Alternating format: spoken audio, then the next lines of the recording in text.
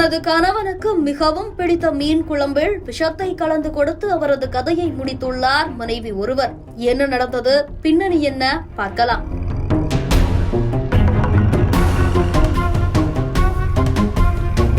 கடலூர் மாவட்டம் குள்ளஞ்சாவடி காவல் நிலைய பகுதிக்குட்பட்ட கட்டியாங்குப்பம் கிராமத்தைச் சேர்ந்தவர் கோபாலகண்ணன். இவர் தனியார் தொழிற்சாலையில் வேலை செய்து வருகிறார். இந்நிலையில் நேற்றிரவு இவர் வீட்டில் மயங்கி கிடப்பதாக இவரது மனைவி காவல்துறையினருக்கு தகவல் கொடுத்துள்ளார்.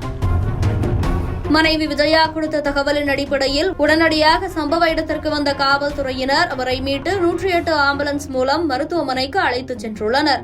ஆனால் அங்கு அவரை பரிசோதித்த மருத்துவர்கள் அவர் ஏற்கனவே உயிரிழந்து விட்டதாக கூறியுள்ளனர். உடனடியாக அவர் எப்படி உயிரிழந்தார் என விசாரணையை தொடங்கியுள்ளனர் காவல்துறையினர்.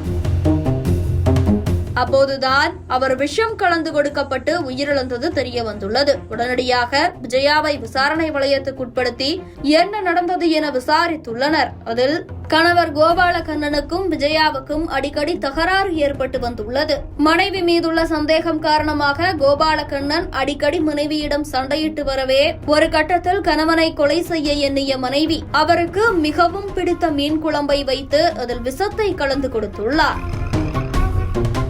பூச்சி மருந்து கலக்கப்பட்டுள்ளதை தெரியாத கோபாலகண்ணனும் அதை சாப்பிட்டுள்ளார். விஷம் கலந்த உணவை உண்டு அவர் உயிரிழந்துள்ளார். இதனைத் தொடர்ந்து கொலையை மறைக்க எண்ணிய விஜயா தனக்கு எதுவுமே தெரியாதது போல தனது கணவர் மயங்கி விழுந்துள்ளார் என காவல்துறையினருக்கு தகவல் தெரிவித்துள்ளார். இது விசாரணையில் தெரிய வந்ததை அடுத்து விஜயா மற்றும் அவருக்கு உடந்தையாக இருந்த அதே கிராமத்தைச் சேர்ந்த தேவநாதன் என்பவரும் கைது செய்யப்பட்டுள்ளனர். பின்னர் விசாரணையில்தான் விஜயாவுக்கும் தற்போது கைது செய்யப்பட்டுள்ள தேவநாதனுக்கும் திருமணத்தை மீறிய உறவு இருந்ததாகவும் இதை கோபாலகண்ணன் கண்டித்ததால் கொலை நடந்திருக்கலாம் எனவும் முதல்கட்ட விசாரணையில் தெரியவந்துள்ளது.